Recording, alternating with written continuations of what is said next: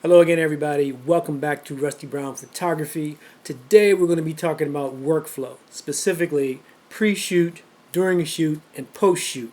And in which one of these three areas do I need to improve my own workflow? Let's go.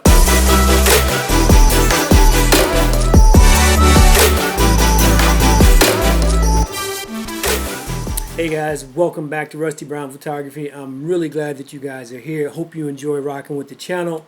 I enjoy having you here. Today I want to talk about something that's really important, and it's the workflow. What do you do before you shoot, while you're shooting, and when you get back, in terms of how you process your workflow, you process your files, you process what you do. Take it from me, not having a workflow can be extremely confusing. You could lose some really important files, some really important images. So I do put an awful lot of value on having a workflow, and what I want to do today is show you mine and hopefully learn something about yours. So real simply with me, I've got three phases of workflow. I've got the things I do before shoot, the things I do during a shoot, and the things I do after the shoot once I return to studio. So let's break those down. Pre-shoot, first off, with the gear, you have to decide what type of shoot you're going to be doing. Is it in the studio? Is it outdoors? What do you need gear-wise? Which camera are you going to be taking? Which body? How many lenses, right? That's an important thing. How many memory cards and of which size? Me personally, I like to use, I know that there's some out there with a much greater capacity. I like the Extreme Pro by SanDisk and the 64 because on this camera, I have two card slots here and here, both at 64. I don't shoot dual, meaning I'm not shooting on one card and then having a redundant copy of that image on the other card. Per card on this Sony A99 II, I get about 1,450 images per card. So if you know that and you know the type of shoot you're going to have, that'll tell you how many cards to bring, right? So your camera, your cards, obviously you're going to need lots of these guys, batteries. I have several for the A99 system. I charge those up the night before. And then after that, it's just a question of whether you need lights, triggers, or things like that. If I'm in studio, the studio supplies all of that. If I'm on set or at someone's residence or somewhere else, then I'll also bring lights and any other ancillary gear that I need to bring with me. One of the other things that you have to do pre-shoot is establish the workflow with the client. If it's a model, what are we shooting on this particular day? What look are we going for? Because we have to talk about what wardrobe to bring, hairstyles, makeup. All of these things are critical to the success of the shoot. And so what I like to do is I like to work with my models in advance, and we exchange emails and some sample pictures of what we're trying to get that day, so that when we get in studio, it's not a surprise to anyone and we can pretty much hit the ground running. I do have another video, haven't posted it yet, but I will, how to work with models, and in that I'll go into greater detail there. So getting your gear bag ready the day before or 2 days before, communicating with your client, those are the things that I have to do before the shoot. During the shoot, as I mentioned, we're going to basically just run through the things that we're there to capture. If it's a family portrait session, you know, what type of pictures does that family want? We're going to get those in order. When I meet with a client or when we're on the day that we're shooting, there really are no surprises. I've already talked to you. You understand what we're going to do. I understand what you want to capture. We get to the site. We run through the location. I do a quick review of what we're trying to get, and we go through and we shoot all day. That's pretty much it. You should never get to a shoot and be surprised. Your client shouldn't be surprised. Your model shouldn't be surprised. If you're surprised when you get to a site, either in what you're there to do or what they're expecting you to do, then you, as the photographer, have missed a critical opportunity, a critical part of your workflow. There's nothing better than great communication. So ask the question if you're not sure. If you're working with a client that doesn't really know what they want, try to drill down with them as much as you can so that when you get to shooting day, there are no surprises. I don't like that kind of surprise. My job is to rock that shoot no matter what I'm there for. And the best way to do that is to have good, open communication. The third part of the workflow and the final part is actually what do you do when you get back? So if I would, one of the things I want to make sure that you understand, at least with me, when I'm on the shoot, going back to part 2, I never delete an image in the camera. I don't care how bad it looks. If I'm showing the model or the family that I'm working with, I'm reviewing shots with them and I'm showing them on the back of the screen what an image looks like, that is the sole purpose of this. I never use this to say whether the image is a keeper or not.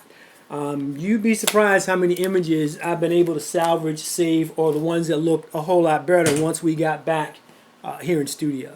So again, I don't delete when I'm on site. I don't delete while I'm shooting. So back to part 3. What I have to do is once I get back, I take out all of the memory cards that I've used that day, and the first thing I want to do is put them on this computer. So most recent shoot was with Bex in studio. So let me take you through that and show you this is what I would do once I get home. I'm back in the studio and we're going to fire up Lightroom. So here in Lightroom, what I've done is I've put the memory card in. If you look over here on the left, you'll see that I have the what's highlighted as Bex Raw. There was 1,559 images that we shot over that 3 or 4 hour shoot. Those are just all the raw images. I just get them loaded in there. So the images are still on the card, right? And they're on an external drive, which you see here. And I've made a collection in Lightroom. The next thing that I'm going to do, basically, is use one of the many backup drives that I have. I have several of them. These are really, really good to have. I use the Seagate 4 terabyte backup plus disk. Really easy to use, and they're cheap. Cheap meaning about $90 for 4 terabytes. You won't be able to read this from the camera, but in essence, this basically says Rusty Brown Photography, media files, photos, videos, YouTube channel stuff. That's all on this one. So where I put Bex on the local external hard drive, I would also back up all those raw files to this backup drive, and then I store it. So now, still, I've got the images on the card, right? I've got the images on the working external drive on the computer, and I've got the images on a backup drive. Again, I have multiple backup plus drives. I keep them all over the place. Now, here's the thing. With my workflow, I'm not a pro, so I don't have expensive SSD drives. I don't back things up 17 times. I don't have NAS drives with RAID 0. All those things are really, really good, and if that's something you do, I would love to hear about it. But again, for me, I want a working copy and a backup copy, and that's pretty much all I want at that time. You may remember when I showed you my memory cards, some of them you'll see are turned over, flipped out. Can you see that? That basically means that I've shot on those cards. I'll put it here, maybe you can see it better. I've shot on the cards if they're flipped over, and I have not erased them or reformatted them yet. So if it's turned over, there's data on it. If it's face up, it's ready to go. So in the case of what I've done with the shoot from Bex, the cards have not been deleted yet. And typically what will happen is I'll get to the point where I go to edit the files and do all the things that I have to do for me and for her that we wanted to accomplish in that shoot. And at that point in time, I will then erase the card. These cards that I use, again, the 64 gigs, are about 19 bucks a piece. Really cheap. You can get the 128s for like 35, 36. I get that. I just don't want to have a big card and then have something happen to it, lose it, whatever. So I don't mind swapping out cards every 1,400 images or so.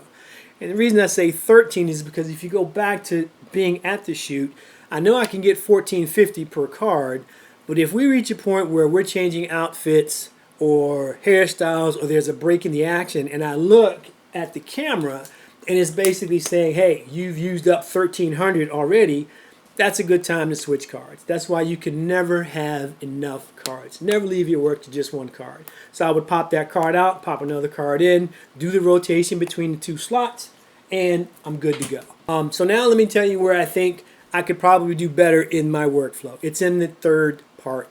Where backups are concerned, I probably don't back up as often as the industry would say you should. I do have a backup regimen, but I only back up when I've gone out and done a shoot or I've done enough content to warrant it. So I don't have a rigorous schedule where I'm doing it every week, every 2 weeks, every month.